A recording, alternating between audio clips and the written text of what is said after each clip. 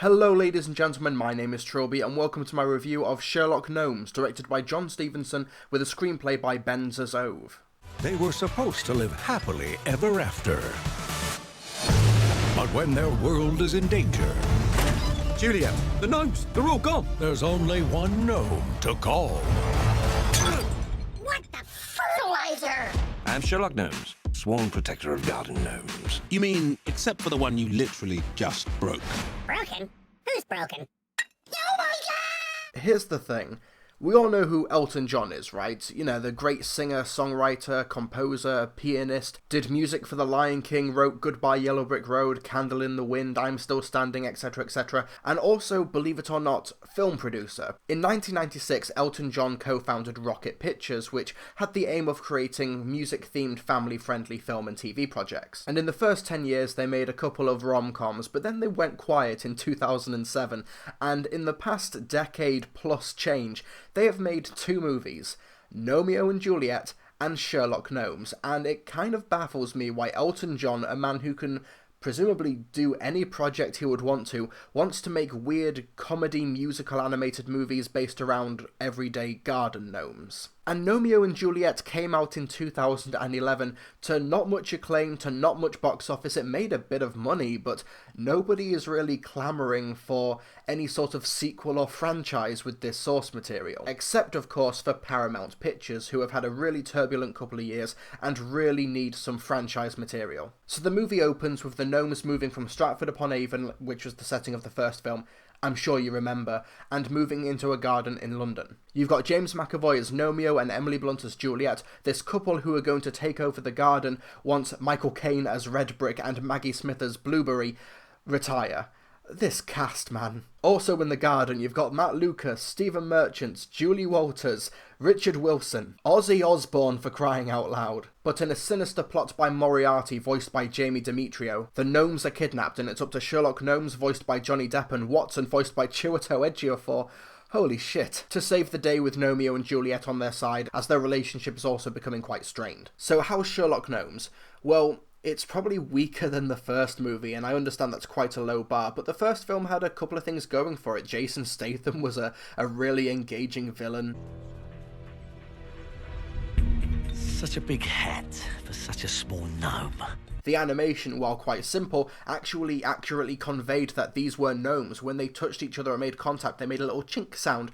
That's kind of absent in Sherlock Gnomes. That attention to detail is just not found here, which is ironic considering how much bigger in scale Sherlock Gnomes is. The budget is noticeably larger, the cast is much bigger, and we also see a lot more inanimate objects become these living creatures. And that aspect is actually quite inventive. We get gargoyles, we get Maneki Neko beckoning cat figurines. But it can only take the movie so far because there's just not much sense of fun or excitement to the proceedings, and that's mainly because every single member of the cast, with a couple of exceptions, are completely phoning it in. James McAvoy and Emily Blunt seem to be recording their dialogue in a flat where they're afraid to wake up the neighbours next door, so they're really quiet. Johnny Depp seems to be delivering his dialogue down a phone while half asleep, and since he's only half asleep this time, this is actually one of his more compelling performances in the past decade. Ashley Jensen, Matt Lucas, Julie Walters, Ozzy Osbourne, they seem to be clearly here for a paycheck. The only cast members who stand out is Chiwetel Ejiofor as a actually pretty interesting and badass version of Watson, and Jamie Demetrio as Moriarty. And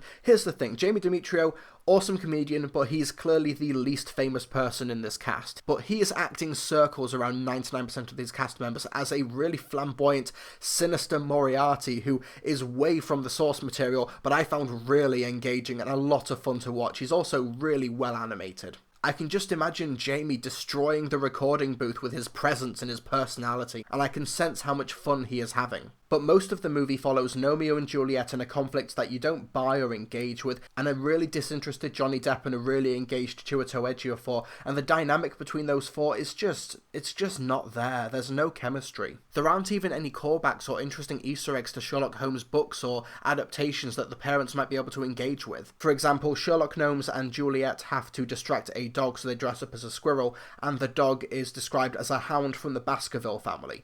That is basically as deep into Sherlock Holmes mythology you are gonna get in this movie. The creative team clearly had a surface level, barely mainstream understanding of Sherlock Holmes and just wrote that into the movie. I will, however, give credit to some 2D animated sequences which take place in Sherlock Gnomes' Mind Palace. And according to the credits, these 2D sequences were animated by two people, Neil Boyle, who worked on Ethel and Ernest, Who Framed Roger Rabbit and the Snowman and the Snow Dog, and French animator Audie Carpentier, I've butchered that name, I'm so sorry, who was an animator on The Illusionist and We're Going on a Bear Hunt. These sequences are really trippy, really fun. I actually perked up in my seat when these sequences came on because they looked so great and striking on a big screen, whereas the 3D animation pales in comparison. However, they only take up about a minute of total screen time, so it's hardly worth watching the movie just to see these sequences. It's clear that a lot more thought went into the licensed soundtrack, which is almost entirely comprised of Elton John music and instrumental versions like an electric guitar version of I'm Still Standing while they're going through the sewers of London on a raft. And it's during these sequences you realise what Sherlock Gnomes is for Rocket Pictures and Paramount Pictures.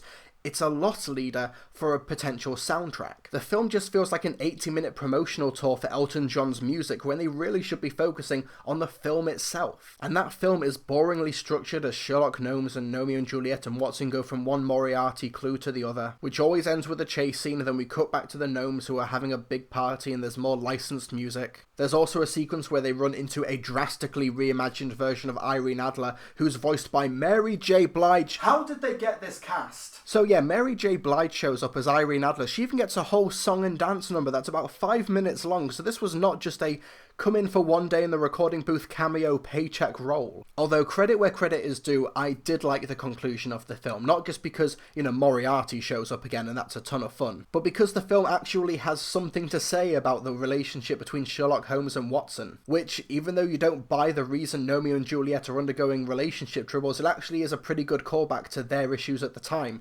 There's actual theming going on here, and I was really surprised by that at the end of Sherlock Gnomes. But if it feels like I'm being unreasonably hard on this, because it's just a kids film, it's Sherlock Gnomes, it's just for kids to go to the movies to and maybe have a good time and a good sing and a dance to the Elton John music, I think with kids films, they've got to try significantly harder.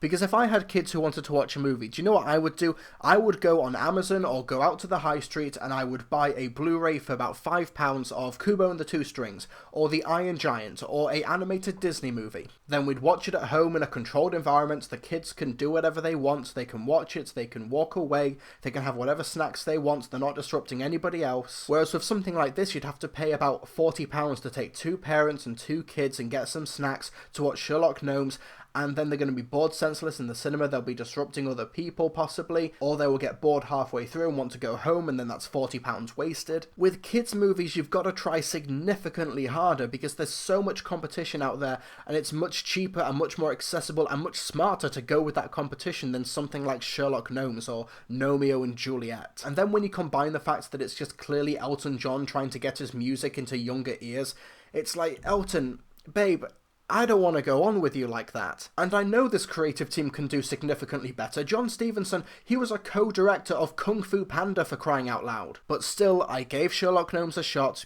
when in Gnome, and I found it to be a really unengaging, really unexciting and unambitious animated movie that is nakedly a vehicle to push Elton John music. And Elton John's music is fine, but mate, aim higher. You don't need to waste your time or resources on middling, possibly could have gone straight to DVD animated films, Elton. This train don't stop there anymore. And I'm not trying to be harsh, I promise. I'm trying to help you out because that's what friends are for. And I'm sorry because sorry seems to be the hardest word. And yeah, I've given this film a negative review and I apologise. I'm clearly just a madman across the water. But don't shoot me, I'm only the piano player. And Elton, I understand that you're probably going to be quite angry at me for giving this film a negative review, but you need that.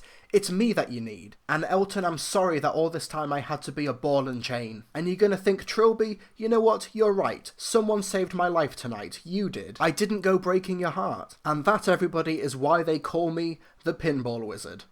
Where was I? Oh yeah, sorry, Sherlock Gnomes. 1.5 stars out of 5. And I guess that's why they call it the blues. Two forward. Hold. Ooh, I said hold. Forgive me, I've never been the back end of a squirrel before. We've been spotted. Sherlock Gnomes. That's not how a squirrel shakes its behind. Mankini, can you demonstrate? You see what I'm doing? See? Do you see? Yes, you're acting like a rear end. Hey folks, thanks for watching my review, and it is a review that has been made possible because of my kind patrons who are able to support me monthly via Patreon, so you'll be able to see their names on screen right now. And if you'd like to join these handsome devils in the credits of my videos as well as get many other awesome perks, then please be sure to visit my Patreon, links in the description below.